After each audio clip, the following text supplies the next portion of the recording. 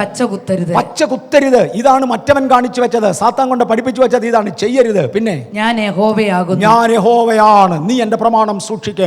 Abraham ഒരളവിൽ ദൈവപ്രമാണം സൂക്ഷിച്ചു. തൻ്റെ സന്തതി വീണിടത്തൊക്കെ ദൈവം ശരിക്ക് ശിക്ഷിച്ചു, അവരെ തിരിച്ചു കൊണ്ടുവന്നു. എന്നിട്ട് ഒടുവിൽ സ്ത്രീയുടെ സന്തതിയായി യേശു ജനിച്ചു. ഇന്ന ഭാഗം തൊടാൻ എനിക്കൊക്കത്തില്ല, ഒറ്റച്ചാട്ടം അടുത്തതിലേക്ക് നമുക്ക് പോകാം. തീരാറായി സമയമുണ്ട്. Next page. അവസാന സമയത്തേക്ക് വരെ ഇത് എന്തെന്ന് പറഞ്ഞാൽ ഇന്നത്തെ മെസ്സേജ് തീർന്നെന്നല്ല, ഇന്നത്തെ മെസ്സേജ് തുടങ്ങുക. കഴിഞ്ഞ സെക്ഷൻ കഴിഞ്ഞു.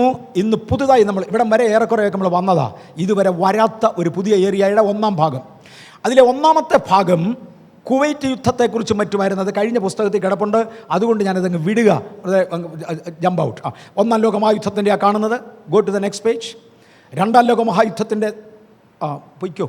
രണ്ടാം ലോക മഹായുദ്ധം കാണിക്കുന്നുണ്ട്. അതിനുശേഷം മൂന്നാമത്തെ ദൂതൻ ഊതുന്നതോടെ, ഇതെല്ലാം നമ്മൾ ഒന്ന് എടുത്തത് കൊണ്ട് ഞാൻ ഇപ്പോൾ ഇങ്ങോട്ട് എടുക്കുകയല്ല, ചെർണോബിൽ സംഭവത്തെ എടുത്തു കാണിക്കുകയാണ്. Next page. ചെർണോബിൽ സംഭവം തന്നെയല്ലേ. 4ഉം 5ഉം ദൂതന്മാർ ഊതുന്നതോടുകൂടെ കുവൈറ്റ് യുദ്ധം ആരംഭിച്ചു. ഞാനൊന്ന് പതുക്കെ തൊടാൻ പോകാം. വെളിപ്പാട് പുസ്തകം 8-ാം അധ്യായത്തിൻ്റെ 12 മുതൽ 9-ാം അധ്യായത്തിൻ്റെ 12 വരെയുള്ള വാക്യങ്ങളെ ഒന്ന് ഒരുമിച്ച് ചേർത്താൽ 7 ദൂതന്മാരുണ്ടായിരുന്നവരിൽ 4-മത്തെയും 5-മത്തെയും ദൂതന്മാർ കാഹളങ്ങൾ ഊതിയ സമയത്താണ് കുവൈറ്റിലെ യുദ്ധം നടന്നത് എന്ന് സംശയരഹിതമായി തെളിയിച്ചു.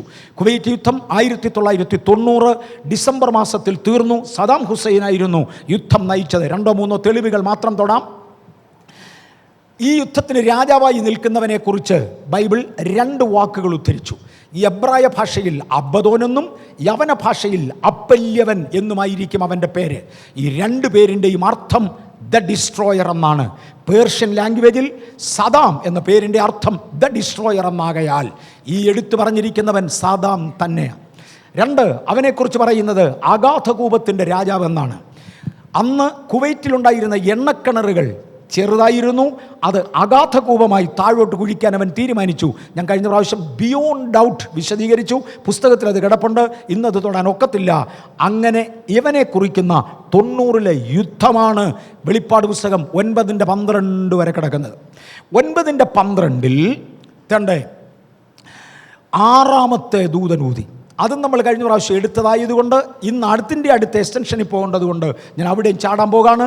6-മത്തെ ദൂതൻ ഊതിയതോടുകൂടെ ഒരുപാട് സംഭവങ്ങൾ നടന്നു. ഒന്ന് എടുത്താട്ടെ. ഒന്ന് നാച്ചുറൽ ചേഞ്ചസ്. ഒന്ന് നിന്നോട്ടെ. നാച്ചുറൽ ചേഞ്ചസ്, പ്രകൃതിയിൽ വ്യത്യാസമുണ്ടായി. ഗ്ലോബൽ വാർമിംഗ് 1990 ആരംഭിച്ചു. എമ്മേവറിയസ് ഇവിടെ നിന്ന് ഇത് പറയുകയാണെങ്കിൽ അതിനൊരു പരിമിതിയുണ്ട്. ഇതെല്ലാം എൻസൈക്ലോപീഡിയ കിടപ്പുണ്ട്. തെറ്റെന്ന് പറയാൻ ഭൂമിയിൽ ഒരാളില്ല. കാര്യം ഇത് ബിയോണ്ട് ഡൗട്ട് തെളിയിച്ച് കഴിഞ്ഞതാണ്. പക്ഷേ അടുത്ത ചിത്രം ഒന്ന് കണ്ടു. Next page. കാനഡയുടെ എക്സ് ഡിഫൻസ് മിനിസ്റ്റർ നടത്തുന്ന ചില പ്രസ്താവനകളും ഭൂമിയിലെ ഏറ്റവും ഉന്നതന്മാരെ, ഇതാണ് എക്സ് ചീഫ് മിനിസ്റ്റർ, അദ്ദേഹവും അവിടുത്തെ ഡിഫൻസ് മിനിസ്റ്റർ കനേഡിയൻ പോൾ ഹെയ്ലിയർ താൻ ഈ അശുദ്ധ ശക്തികൾ ഭൂമിയിലേക്ക് വരുന്നതിനെക്കുറിച്ച് നടത്തുന്ന ഒരു പ്രസ്താവനയും കാണാം. മുമ്പേ നിങ്ങൾ കണ്ടതൊരു ശാസ്ത്രജ്ഞയാണ്. അവൾ നാസയുടെ ഒരു അസോസിയേറ്റ് ശാസ്ത്രജ്ഞയാണ്. അവർ പറയുന്ന പ്രസ്താവനകൾ നമ്മൾ കുറച്ച് പിക്ചേഴ്സ് കാണാൻ പോവാം. ഇവരൊക്കെ നടത്തുന്ന പ്രസ്താവനകൾ കേട്ടോണം. ഇതിനിടയ്ക്ക് പോൾ ഹെയ്ലർ പറയുന്ന വാചകങ്ങൾ ശ്രദ്ധിച്ചാലും, ഫ്ലൈയിങ് സോസർ എന്ന് നമ്മൾ വിളിക്കുന്ന അൺഐഡൻറ്റിഫൈഡ് ഫ്ലൈയിങ് ഒബ്ജക്റ്റ് എന്ന പേരിൽ ശാസ്ത്രം വിളിക്കുന്ന ഒരു കൂട്ടം ബാഹ്യ ആകാശ ജീവികൾ ഭൂമിയിലേക്ക് വന്നുകൊണ്ടിരിക്കുന്നു. വെളിപ്പാട് പുസ്തകം 12-ാം അധ്യായത്തിൽ കാണുന്ന 4-മത്തെ 6-മത്തെ ദൂതൻ ഊതിയതോടെ 4 അശുദ്ധ ദൂതന്മാരെ അഴിച്ചുവിട്ടതിൻ്റെ പ്രതികരണമാണ് അന്തരീക്ഷത്തിൽ നിന്നും സംഭവിക്കുന്നത്. എനിക്ക് ഓരോന്ന് തൊടാൻ ഒക്കാത്തത് കൊണ്ട് ഓടിച്ചു വിട്ടുപോകുകയാണ്. ഈ മനുഷ്യൻ പറയുന്ന പദങ്ങൾ കേട്ടോണം. എക്സ്ട്രാ ടെലസ്റ്റിയൽ സിവിലൈസേഷൻ ഭൂമിയിൽ നിന്ന് ഇതിന് വെളിയിലായി, നമ്മുടെ നക്ഷത്രമണ്ഡലത്തിൻ്റെ വെളിയിലായി ഇതര നക്ഷത്രമണ്ഡലങ്ങളിൽ ജീവികളുണ്ട്. അവർക്ക് സിവിലൈസേഷൻ ഉണ്ട്. നെക്സ്റ്റ് ആളിൻ്റെ പിക്ചർ ഒന്ന് കാണിച്ചു. ഇതെല്ലാം കൂടെ ചേർത്തങ്ങ് പറഞ്ഞേക്കാം. നോ. Okay, keep going. ഇതെല്ലാം നമ്മൾ കഴിഞ്ഞ പ്രാവശ്യം ചിന്തിച്ചതാണ്. അവനെ വെയിറ്റ് ഓൺ. കുറച്ച് ശാസ്ത്രജ്ഞന്മാരുടെ പിക്ചർ ഒന്നിച്ചതിനകത്തിടാനുണ്ട്. ഇട്ടിട്ടുണ്ടോ? ഇല്ലയോ? ഇട്ടിട്ടില്ലായിരിക്കും. ഇട്ടിട്ടില്ല. അടുത്തൊരു പ്രാവശ്യത്തേക്ക് അത് ഇട്ടോളാം. അതിനകത്തുണ്ടോന്നും തപ്പിക്കേ. കുറച്ച് ശാസ്ത്രജ്ഞന്മാരുടെ അതിനോട് ചേർന്ന് ഗോൺ എനി അതർ പിക്ചേഴ്സ്? അത്രേ ഉള്ളൂ. പേരുകളുണ്ട്. That's right. ഓക്കെ. ഇതിനകത്ത് കാണുന്ന ആദ്യത്തെ മനുഷ്യൻ, ഓക്കെ, രണ്ടാമത്തെ മനുഷ്യൻ, മൂന്നാമത്തേത്, ഈ 3 പേർ ലോകത്തിലെ പ്രധാനപ്പെട്ട ശാസ്ത്രജ്ഞന്മാരാണ്, ഭൂലോകത്തിലെ പ്രധാനപ്പെട്ട ശാസ്ത്രജ്ഞന്മാരാണ്. ഇതിനപ്പുറത്ത് ഒരു 8 എണ്ണത്തിൻ്റെ പേരൂടെ എടുക്കാം. ഒരു 8 പേരുടെ പേരൂടെ വരുന്നുണ്ട്, പിക്ചർ സഹിതം. ഇന്ന് നിർഭാഗ്യവശാൽ അത് പ്രൊജക്റ്റ് ചെയ്യാൻ സാധിച്ചില്ല. ഞാൻ പറഞ്ഞാൽ ഇപ്പോഴും പ്രിപ്പയർ ചെയ്തുകൊണ്ടിരിക്കുന്നേ ഉള്ളൂ. അത് പ്രൊജക്റ്റ് ചെയ്യാൻ സാധിച്ചില്ല. നാസയുടെ ചീഫ് സയൻറ്റിസ്റ്റ്, ലോകത്തിൽ ഏറ്റവും പ്രസിദ്ധനായ, ഇന്ന് ജീവനോടിരിക്കുന്നതിലെ ഏറ്റവും പ്രസിദ്ധനായ ഡേവിഡ് ഹോഗൻ, ഇല്ലയോ?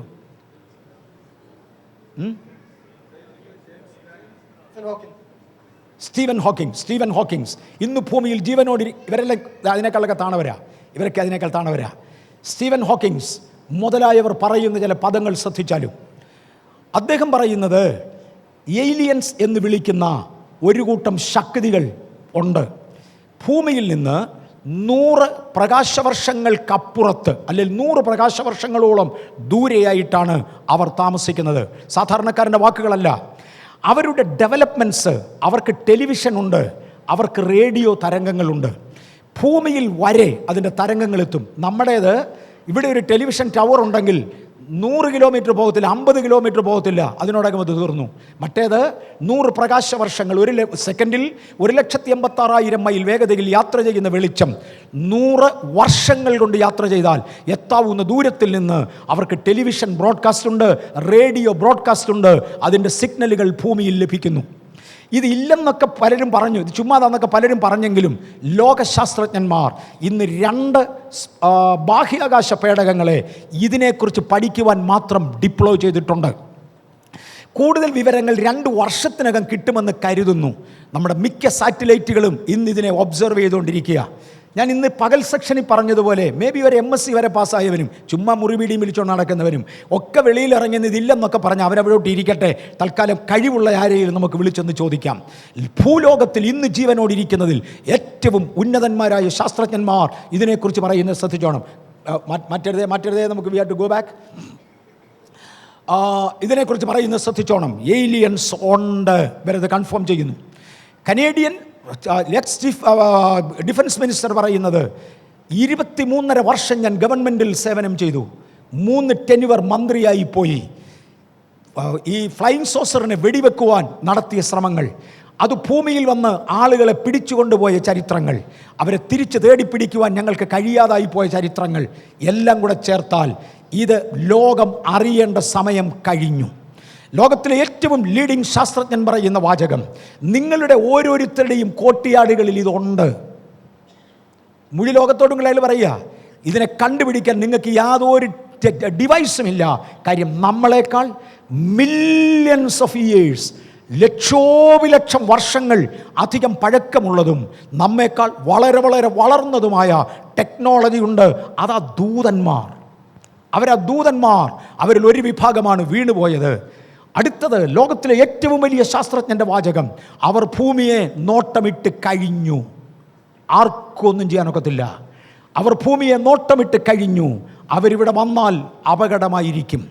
അവരിവിടെ ഉണ്ട്, അവരോട് അടുക്കാൻ ശ്രമിക്കരുത്, അപകടമായിരിക്കും. അടുത്ത പദം, ഒന്നാമത്തെയും രണ്ടാമത്തെയും സ്ഥാനത്ത് നിൽക്കുന്ന 2 പേർ ചേർന്ന് പറയുന്നത്, ഭൂമിയിലെ 1-ാം ശാസ്ത്രജ്ഞനും 2-ാം ശാസ്ത്രജ്ഞനും ചേർന്ന് പറയുന്നത്, നിങ്ങൾക്കും ഒരു ഉറുമ്പിനും തമ്മിൽ അറിവിൽ എന്തും വേണ്ടും വ്യത്യാസം കാണും, താരതമ്യം ചെയ്യാനൊക്കത്തില്ല. മനുഷ്യൻ്റെ അറിവും ഈ ദൂതന്മാരുടെ അറിവും തമ്മിൽ അതിനേക്കാൾ വലിയ അന്തരമാണ്. അദ്ദേഹം പറയുന്നൊരു കൊച്ചു ഉദാഹരണമുണ്ട്. ഞാനിവിടെ ഒരു വലിയ റോഡ് വെട്ടാൻ പോവുക. അപ്പോൾ ആ റോഡിന് വീതി കൂട്ടാൻ പോവുക, 10 ട്രാക്കാക്കി മാറ്റാൻ പോവുക. അപ്പോൾ ആ റോഡറമ്പിൽ ഒരു കൂട്ടം ഉറുമ്പുകൾ താമസമുണ്ട്. ഞാൻ അവിടെ ചെന്നൊരു ഉറുമ്പിനോട് പറഞ്ഞു, ഉറുമ്പെ ശ്രദ്ധിച്ചേ, ഞങ്ങളിവിടെ ഒരു റോഡ് വെട്ടാൻ പോവുക. ഇവിടെ ഒരു വലിയ റോഡ് വന്നാൽ നാടകം നന്നാകും, നിങ്ങൾക്കും നല്ലതാണ്, ഞങ്ങൾക്കും നല്ലതാണ്, എല്ലാവർക്കും നല്ലതാണ്. അപ്പം നിങ്ങൾ ഇവിടെ നിന്ന് മാറിത്തരണം ഞങ്ങൾക്ക് റോഡ് വെട്ടാൻ. പിന്നെ നിൻ്റെ നേതാവിനെ ഒന്ന് കാണിച്ചു തന്നാൽ ഞാൻ ആ നേതാവിനോട് സംസാരിക്കാം. നിങ്ങളെ നക്ഷത്രങ്ങളെക്കുറിച്ചുള്ള എല്ലാ ടെക്നോളജിയും പറഞ്ഞ് മനസ്സിലാക്കി തരാം, എല്ലാ ശാസ്ത്രവും നിങ്ങൾക്ക് പറഞ്ഞു തരാം. ഇത് പറഞ്ഞാൽ വല്ല ഉറുമ്പും നിങ്ങളെ ലീഡറെ കാണിക്കൂ. അതിനിത് മനസ്സിലാകത്തോലില്ല. എന്നെ റോഡെന്ന് പറഞ്ഞാൽ എന്നെ മനസ്സിലാകത്തില്ല. അതിനോട് ഒക്കുന്ന ഒറ്റ ഭാഷ, കാലുകൊണ്ട് ഒരു ചവിട്ട് ഒരു തൂപ്പും. ഒരു ദൂതം വന്നാൽ നിങ്ങളോട് ഇത്രേ പറയത്തുള്ളൂ, ഒരു ചവിട്ട് ഒരു തൂപ്പും. വാചകം ഇത് കവിഞ്ഞൊന്നുമില്ല.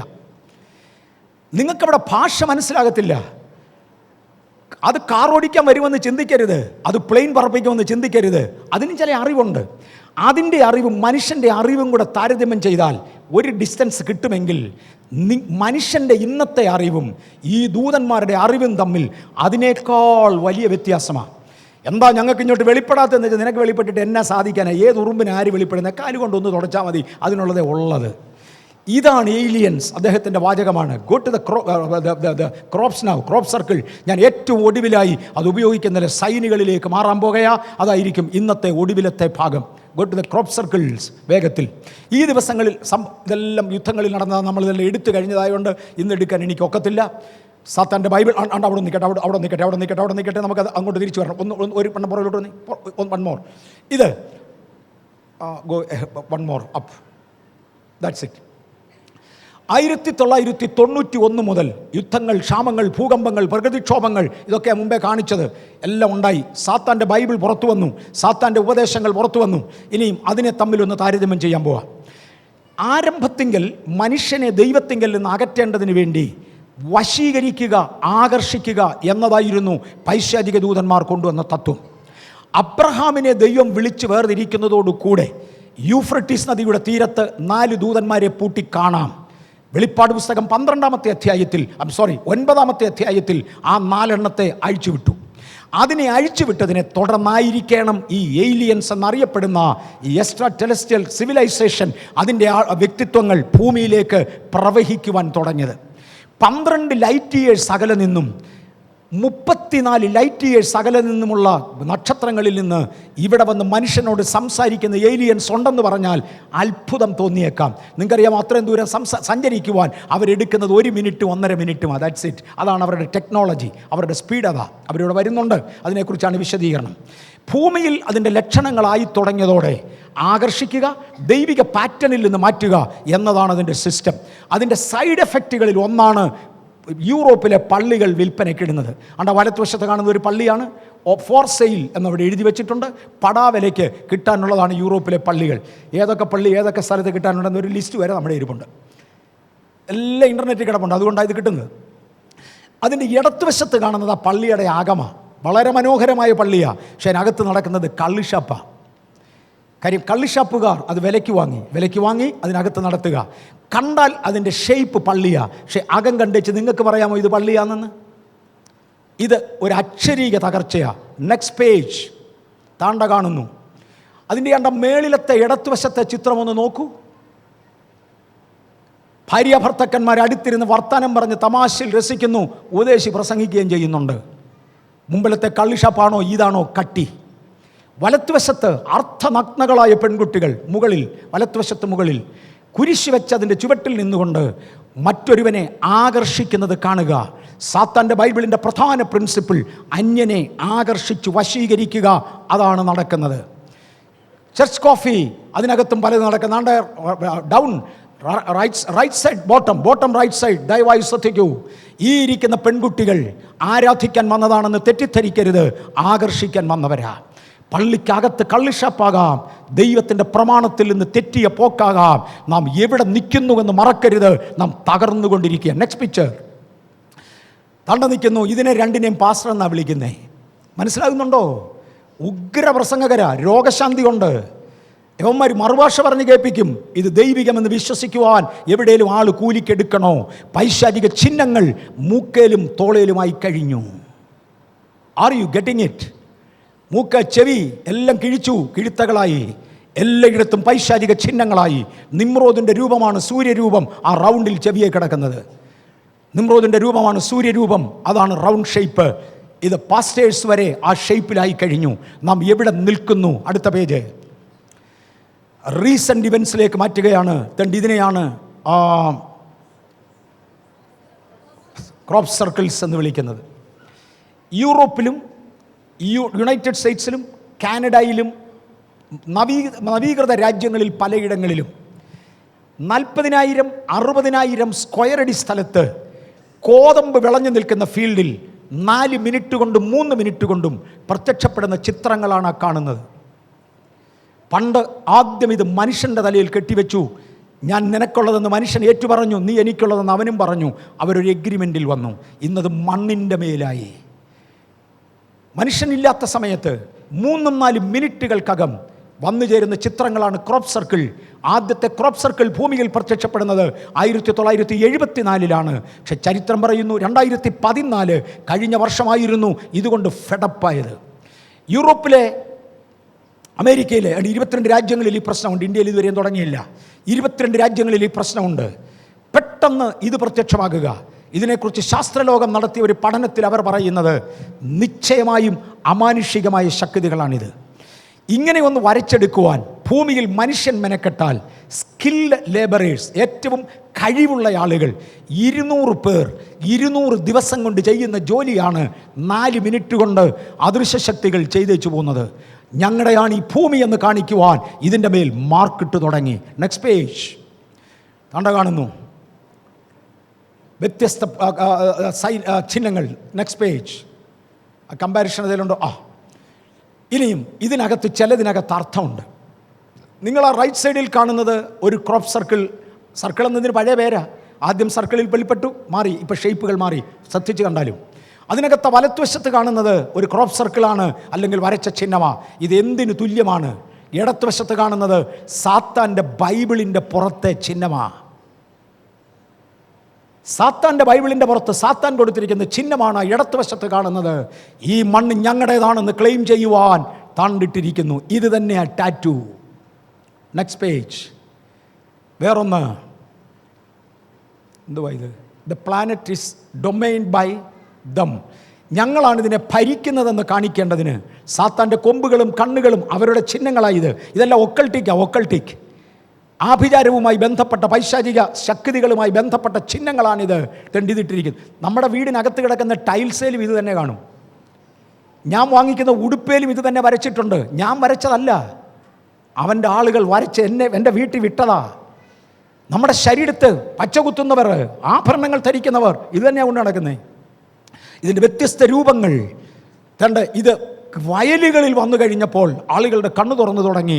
ഇത് ഞങ്ങളുടെയാണെന്ന് ക്ലെയിം ചെയ്യുന്നത്, ഇത് പൈശാചികമാണ് എന്ന് ക്ലെയിം ചെയ്യുന്ന ചിഹ്നങ്ങളിലേക്ക് അവർ എത്തിക്കഴിഞ്ഞു. Next, the eye that see everything, സകലതും കാണുന്ന കണ്ണുകൾ എന്നർത്ഥമുള്ള ആഗോള വ്യാപകമായി പുതുതായി വരാൻ പോകുന്ന പുതിയൊരു മതസംഹിതയെ ഇത് ചിത്രീകരിക്കുന്നു. ഇതിനോട് ചേർത്ത് കാനഡയുടെ ഡിഫൻസ് മിനിസ്റ്റർ പറഞ്ഞ ഒരു വാക്കും കൂടെ ഞാൻ പറഞ്ഞോട്ടെ. വീഡിയോ റെക്കോർഡ് ചെയ്ത് നമ്മുടെ ഇരിപ്പുണ്ട്. പറഞ്ഞ ഒരു വാക്കും കൂടെ ഞാൻ ഉപയോഗിച്ചോട്ടെ. ഈ ഏലിയൻസ് ഇവിടെ വരുന്നത്, 1, അവരുടെ മാർക്കറ്റ് സ്ഥാപിക്കുവാൻ. 2, ഭൂമിയിൽ ഒരു ഗവൺമെൻറ് രൂപീകരിക്കുവാൻ. എതിർ ക്രിസ്തു ഭരണത്തിന് വരുന്നെന്നൊക്കെ ബൈബിൾ പറഞ്ഞങ്ങ് പറന്നുപോയല്ലേ. അവൻ എവിടെ തുടങ്ങി എവിടം വരെ എത്തി? ഒരു പാരലൽ ഷാഡോ ഗവൺമെൻറ്. ഇന്നത്തെ ഏറ്റവും പ്രധാന ഭരണാധികാരികൾ ഇവൻ്റെ കയ്യിലായി കഴിഞ്ഞു. ആശയങ്ങൾ മാറി. അവരോട് ബന്ധപ്പെടുന്ന ഏലിയൻസ് ദൂതന്മാർ ഇറങ്ങുന്നുണ്ട്. ഡോളറിൻ്റെ മുകളിൽ ഉൾപ്പെടെ കണ്ടുവരുന്നതായ ചിഹ്നമാണ് ഈ കണ്ണ്. സകലതും കാണുന്ന അടുത്തൊരു വൺ വേൾഡ് ഗവൺമെൻറ് ഉണ്ടായി വരുമ്പോൾ സകലതും കണ്ടുഗ്രഹിക്കുവാൻ കഴിയുന്ന, എലിമിനേറ്റ് നിന്ന് പൈശാചിക ശക്തികളെ അവൻ്റെ ആളുകൾ വിളിച്ചു വരുന്ന ആ ശക്തികൾ നിയന്ത്രിക്കുന്നതാണ് ഈ മണ്ണ് എന്ന് കാണിക്കുന്ന സൈനാണ് തണ്ട കാണുന്നത്. ഇതെല്ലാമാണ് വയലുകളിൽ പ്രത്യക്ഷപ്പെടുന്നത്. Next, it's purely occultic. പണ്ട് കാലങ്ങളിൽ ബലികളും മൃഗങ്ങളെ ബലി കഴിക്കുന്നതും പക്ഷികളെ ബലി കഴിക്കുന്നതുമായ യാഗങ്ങൾ നിലവിലിരുന്നു. പല ശക്തികളെ ഇത് മുഖേന പ്രസാദിപ്പിക്കുവാൻ കഴിയുമായിരുന്നു. മടങ്ങി വരൂ, ആ ശക്തിയിലേക്ക് മടങ്ങി വരൂ എന്ന് ലോകത്തെ വിളിച്ചറിയിക്കുവാൻ ഉപയോഗിക്കുന്ന ചിഹ്നമാണിത്, പടമായത്. ഇത് കാണുന്നത് കൊണ്ട് നമുക്കെന്തെങ്കിലും ഉണ്ടോ? ഒന്നുമില്ലെന്ന് തോന്നിയേക്കാം. ഉണ്ട്. കാര്യം ഇതൊരു പൈശാചിക ശക്തിയുമായി അടുക്കുന്നത് കൊണ്ട് നാം ഇവിടെ എത്തി. യു ഹാവ് വൺ മോർ ഉണ്ടെങ്കിൽ എടുത്താട്ട് കഴിഞ്ഞു. ഇന്ന് നമുക്ക് നമ്മോടൊരു ചോദ്യം ചോദിക്കാം. ഈ ഭൂമിയിൽ ഞാൻ ഡൊമിനിയൻ നടത്തുകയാണെങ്കിൽ, മുമ്പേ കണ്ട പാസ്റ്റർ ഡൊമിനിയൻ നടത്തുക എന്ന് പറയും, അത് ആരുടെയാണെന്ന് അവൻ തീരുമാനിക്കട്ടെ. ഞാൻ പറയാം ദൈവത്തിൻ്റെ ആയിരിക്കില്ല. കാര്യം അവനെ കണ്ടിട്ട് ദൈവത്തിൻ്റെ സാദൃശ്യത്തിലും സ്വരൂപത്തിലും അല്ല ഇത് കാണുന്നവർക്ക് മനസ്സിലാകും. ഇന്ന് എന്നോട് ഞാനൊരു ചോദ്യം ചോദിക്കട്ടെ. വർഗീസേ, നീ ആരുടെ സാദൃശ്യം, ആരുടെ സ്വരൂപം? നിന്റെ മേൽ വ്യാപരിക്കുന്ന ശക്തി ഏത്? ഇന്ന് സഭയോട് ദൈവത്തിന് ചോദിപ്പാനുണ്ടെങ്കിൽ നമുക്കൊന്ന് പറയാം, കർത്താവേ, ഞങ്ങൾ അങ്ങയുടെ പാദത്തിലാണ്. ഇന്ന് രാവിലത്തെ കേസ് ബ്രേക്കിംഗ് സെക്ഷന് ഞാൻ പറഞ്ഞു, യേശു ഈ മണ്ണിലേക്ക് വന്നു. ആദാം നഷ്ടപ്പെടുത്തിയ സകലതും താന് കോമ്പൻസേറ്റ് ചെയ്തു. സകല പാപവും തൻ്റെ മേലേറ്റു, ശാപം തൻ്റെ മേലേറ്റു, വില കൊടുത്തു. ഭൂമിയെ നേടിയ ശേഷം പ്രാണൻ പിതാവിൻ്റെ കയ്യിൽ ഏൽപ്പിച്ചു. ആ പിതാവിനോട് പറഞ്ഞു, ഒരു സമൂഹം ജനത്തെ ഞാൻ കൊണ്ടുവരും. അവരെല്ലാവരും കൂടെ ചേർന്നാണ് ഈ ഭൂമിയിൽ അധികാരം സ്ഥാപിക്കേണ്ടത്. യേശു തൻ്റെ ശിഷ്യന്മാരെ പ്രാർത്ഥിക്കുവാൻ പഠിപ്പിച്ചപ്പോൾ പറഞ്ഞു, നിങ്ങൾ പ്രാർത്ഥിക്കുമ്പോൾ എന്നെ കൂടെ സ്വർഗത്തിൽ കൊണ്ടുപോകണമെന്ന് പറയണ്ട, അങ്ങയുടെ രാജ്യം വരണമേ. ആദാമിനെ ഇവിടെ ആക്കിയത് ദൈവരാജ്യം ഇവിടെ കൊണ്ടുവരാനാണ്. കർത്താവേ, സാത്താൻ ഇവിടെ ഭരിക്കുന്നതിൻ്റെ ഇടയിൽ ഞാനിവിടെ ദൈവത്തിന് വേണ്ടി രാജ്യം സ്ഥാപിക്കുമെന്ന് പറയുവാൻ ഇന്ന് ചിലരൂടെ ഏൽപ്പിക്കപ്പെടുമോ? ഈ ഉപവാസം അതിന് ഹേതുവാകട്ടെ. ഈ ആശയങ്ങൾ ഗ്രഹിക്കുന്നവർക്കായി സ്തോത്രം. ഇവൻ എവിടെ ആരംഭിച്ചു, എവിടെ വന്ന് നിന്നു? ഈ ഭൂമിയെ തിരികെ പിടിച്ച് അവൻ്റെ കോളനിയാക്കുവാൻ, അവൻ്റെ സംസ്കാരത്തിലെത്തിക്കുവാൻ താല്പര്യപ്പെടുന്ന സാത്താൻ ഒരു വശത്ത് മാറി നിൽക്കുമ്പോൾ ഇന്ന് പകൽ ദൈവ പൈതൽ പറയട്ടെ, നോ, ഞാനിവിടെ ജീവനോടുള്ളിടത്തോളം ഇത് സമ്മതിക്കയില്ല. ഇത് ദൈവരാജ്യമായിരിക്കും. ഇനി ഞാൻ വേറൊരു വശം പറയാം. നമ്മൾ നിന്നാലും നിന്നില്ലെങ്കിലും, പണ്ട് എസ്തേറിനോട് പറഞ്ഞ പോലെ, നീ ഇപ്പോൾ മിണ്ടാതിരുന്നാൽ ഇസ്രയേൽ നശിക്കത്തില്ല, ദൈവം വേറൊരാളിനെ കരുതിയിരിക്കും. നീ നിന്റെ പിതൃഭവനവും കാണത്തില്ല. പക്ഷെ ഈ ദിവസങ്ങളിൽ ഞാൻ മിണ്ടാതിരുന്നാൽ ദൈവം വേറൊരാളിനെ എഴുന്നേൽപ്പിക്കും. ബേഥേൽ നിന്നില്ലെങ്കിൽ ദൈവം വേറൊരാളിനെ എഴുന്നേൽപ്പിക്കും. പക്ഷേ എനിക്കും എൻ്റെ പിതൃഭവനത്തിനും നഷ്ടമാകും. ഈ ദിവസങ്ങൾ കഴിഞ്ഞാൽ സാത്താനെ പിടിച്ചു പൂട്ടിയിട്ട ശേഷം ഈ ഭൂമിയെ യേശു ഭരിക്കുമ്പോൾ തനിക്കുള്ളവർ തന്നോടുകൂടെ വാഴും. ഒരുപാട് ആശയങ്ങളുടെ അകത്ത് ഞാൻ പോയി, ആവശ്യം പോലെ തെളിവെടുത്തു. എനിക്ക് ആ ശാസ്ത്രജ്ഞന്മാരുടെ പടങ്ങൾ മാത്രം കാണിക്കാൻ പറ്റിയില്ല, അവരുടെ സ്റ്റേറ്റ്മെൻറ്റുകൾ മാത്രം കാണിക്കാൻ പറ്റിയില്ല. എനിക്കൊന്ന് 8-9 പേര് ഭൂമിയിൽ ഇന്ന് ജീവനോടിരിക്കുന്നതിൽ ഏറ്റവും ഉന്നതൻ മുതൽ നാസയുടെ ചീഫ് സയൻറ്റിസ്റ്റ്, അതിനേക്കാൾ മേളിലൊരു ശാസ്ത്രജ്ഞൻ അപ്പോയിൻമെൻറ്റും പ്രകാരം ഇന്നില്ല, നാസയുടെ അസോസിയേറ്റ് സയൻറ്റിസ്റ്റ്, അസ്ട്രോണമേഴ്സ്, അസ്ട്രോ സയൻറ്റിസ്റ്റ്, എന്നാ ഫിസിസിസ്റ്റ്, ഞാൻ പഠിച്ച കാലത്ത് ഇല്ലാത്ത പുതിയ പഠിത്തങ്ങളും പേരുകളുമാണ്. പേര് പറയാൻ അറിയാൻ വയ്യ. പക്ഷേ ഇവരുടെയെല്ലാം കൂടെ ആശയങ്ങൾ അടുത്ത ദിവസം ദൈവം അനുവദിച്ചാൽ പ്രൊജക്റ്റ് ചെയ്തെടുക്കാം. നമ്മുടെ റോ മെറ്റീരിയൽസ് കിട്ടിയിട്ടുണ്ട്, ബേസ് മെറ്റീരിയൽസ് ഉണ്ട്. ഒന്ന് ഡെവലപ്പ് ചെയ്ത് പ്രോപ്പറാക്കി എടുക്കണമെന്നുള്ളതേ ഉള്ളൂ. നമ്മളത് ചെയ്യാം. പക്ഷേ ഇന്ന് ഒരു വാണിങ്ങോടുകൂടെ നമുക്ക് പോകാം. ഈ ഭൂമിയിൽ ഈ ശാസ്ത്രജ്ഞന്മാർ പറയുന്നത് മനുഷ്യനേക്കാൾ കൂടുതൽ ദുരാത്മശക്തികൾ എത്തിക്കഴിഞ്ഞു. ഒരാളിൻ്റെ ഒരു വാചകം, അതാരുടെയാണ്? സ്റ്റീവൻ ഹോക്കിങ്സിൻ്റെ ഒരു വാചകം. കൊളംബസ് അമേരിക്ക കണ്ടുപിടിക്കുമ്പോൾ അന്നുണ്ടായിരുന്ന അമേരിക്കക്കാരൻ്റെ അനുഭവവും ആ ഭയവുമാണ് ഇന്നത്തെ മനുഷ്യന് വേണ്ടത്. എന്തുവാ ചെയ്തത്? കൊളംബസ് അമേരിക്ക കണ്ടുപിടിച്ചപ്പോൾ അന്നുണ്ടായിരുന്ന മൊത്തം പേരെ തട്ടി ദൂരെ കളഞ്ഞു, കൊന്നു കളഞ്ഞേച്ച് ഒരു പുതിയ സംസ്കാരം സ്ഥാപിച്ചു. ഉറുമ്പിൻ്റെ കൂട്ടി നമ്മൾ എന്നാലും കാലി ചവിട്ടി ഒരു തൂപ്പേ ഉള്ളൂ. ഇതാണ് നടക്കാൻ പോകുന്നത്. ഇതിനു മുന്നമേ ഇന്നൊന്നും നടക്കാത്തതിൻ്റെ കാരണം സ്റ്റീവൻ ഹോക്കിങ്സിന് അറിയാൻ വയ്യ. അയാൾ പറഞ്ഞു, അറ്റ് യുവർ ബാക്ക് കോട്ടിയാർഡ്, നിങ്ങളുടെ പുറകിലത്തെ എന്തുവാ വേലിവളപ്പിൽ ഇത് കിടപ്പുണ്ട്, മിറ്റത്ത് ഇത് കിടപ്പുണ്ട്, നിങ്ങൾക്ക് കാണത്തില്ലെന്നേ ഉള്ളൂ. നിങ്ങളെക്കാൾ ശക്തരാ, നിങ്ങൾക്ക് ഡിവൈസ് ഇല്ല. ഹോക്കിങ്സ്, ഞാൻ പറയാം എന്താ അനങ്ങാത്തതെന്ന്. ഇതുവരെ തടയുന്ന പരിശുദ്ധാത്മാവ് എൻ്റെ ഉള്ളിലുള്ളതിനാൽ, ഇതുവരെ തടയുന്നവൻ സഭയ്ക്കകത്തുള്ളതിനാൽ, ഈ മണ്ണിലുള്ളതിനാൽ ഇവൻ അനങ്ങത്തില്ല. മറക്കരുത്, ദിവസങ്ങളിൽ ഒന്നിൽ ഒരൊറ്റ കാഹളം ധ്വനിക്കും. ആത്മാവും തിരുസഭയും മാറ്റപ്പെടും. ഇവൻ രംഗപ്രവേശനം ചെയ്യും. സംസ്കാരങ്ങൾ തട്ടിയുടച്ചുകൊണ്ട്, വ്യക്തിത്വങ്ങളെ ചവിട്ടി തകർത്തുകൊണ്ട് അടുത്തൊരു അന്തിക്രിസ്തുവിൻ്റെ ഭരണകൂടം, എതിർ ക്രിസ്തുവിൻ്റെ ഭരണകൂടം രംഗപ്രവേശനം ചെയ്യുന്നതിന് മുന്നമേ ദൈവമേ അങ്ങയുടെ രാജ്യം വരണമേ എന്നൊന്ന് വിളിച്ചു പറയുവാൻ, പ്രാർത്ഥിച്ചുകൊണ്ട് പ്രവർത്തിക്കുവാൻ ദൈവം നമ്മെ ശക്തീകരിക്കട്ടെ. എന്നോട് ആർക്കെങ്കിലും പ്രയാസം ഉണ്ടാകരുത്. ടാറ്റു വരച്ച ഒറ്റയാളും പ്ലാസ്റ്റിക് സർജറി ചെയ്ത് മാറ്റാൻ ഞാൻ ആവശ്യപ്പെടത്തില്ല. എന്തെങ്കിലും നിങ്ങളുടെ ജീവിതത്തിൽ അനുഷ്ഠിക്കുന്നത് മാറ്റാൻ ഞാൻ ആവശ്യപ്പെടത്തില്ല. പരിശുദ്ധാത്മാവ് നിങ്ങളോട് സംസാരിക്കുന്നെങ്കിൽ ഇറ്റ്സ് യുവർ ചോയ്സ്. ഞാനായിട്ടൊന്നും ആവശ്യപ്പെടത്തില്ല. പക്ഷെ നിങ്ങളുടെ മുമ്പിൽ വരച്ച് കാണിക്കുന്നത് എൻ്റെ കടമയായിരുന്നു. കഴിയുന്നിടത്തോളം ഞാൻ ചെയ്തു. ഡെവലപ്പ് ചെയ്യും, ഇതിൻ്റെ ആഴത്തിലേക്ക് പോകും. അറിയേണ്ടവർക്ക് ഇതിനേക്കാൾ ഒത്തിരിയും കൂടെ കൺവിൻസിംഗ് ആയി ഈ ആശയങ്ങളുടെ വിശദീകരണത്തിലേക്ക് നമ്മൾ ഇറങ്ങും. കർത്താവ് നമ്മെ സഹായിക്കട്ടെ. കണ്ണുകൾ അടയ്ക്കാം, നമുക്ക് പ്രാർത്ഥിക്കാം. കർത്താവും ദൈവവുമേ, തൃക്കരങ്ങളിലേക്ക് ഞങ്ങളെ ഒന്നുകൂടെ തരുന്നേ. ഈ രാത്രിയിൽ സമാധാനത്തോടെ ഞങ്ങളെ അയക്കണേ. കർത്താവേ, കാലം ഇത് അന്ത്യത്തിൻ്റെ അന്ത്യമായെന്നും സംഗതികൾ വഷളായി എന്ന് ഞങ്ങൾക്കറിയാം. ഇന്ന് യേശുവിൻ്റെ നാമത്തിൽ തൃക്കരങ്ങളിൽ ഞങ്ങളെ സമർപ്പിച്ച് ഒരനുഗ്രഹവും ദൈവകൃപയും ഞങ്ങൾ ചോദിക്കുന്നു. ഈ ജനം കടന്നു പോകുമ്പോൾ ഒരൊറ്റ അശുദ്ധ ശക്തി അടുക്കാതെ വേണം ഒരു കാവലിൽ ഞാൻ ഇവരെ ഏൽപ്പിക്കുന്നു. ഇന്ന് രാത്രിയിൽ ദുഷ്ടപിശാചേ, നിന്റെ ആശയങ്ങളുടെ അകത്ത് ഞങ്ങൾ കയറി, നിന്റെ കലവറകളെ ഞങ്ങൾ പൊളിച്ചെടുത്തു. നിന്റെ മേലൊരു അധികാരം യേശു തന്നതിനാൽ ആ അധികാരത്തിൽ നീ സഭയുടെ കാൽ കീഴിലെന്ന് ഞങ്ങൾ പ്രഖ്യാപിക്കുന്നു. ഈ ജനത്തെ ദൈവം അനുഗ്രഹിച്ചാലും മഹത്വം കർത്താവിന്, യേശുവിൻ്റെ നാമത്തിൽ തന്നെ. കർത്താവിന് മഹത്വം.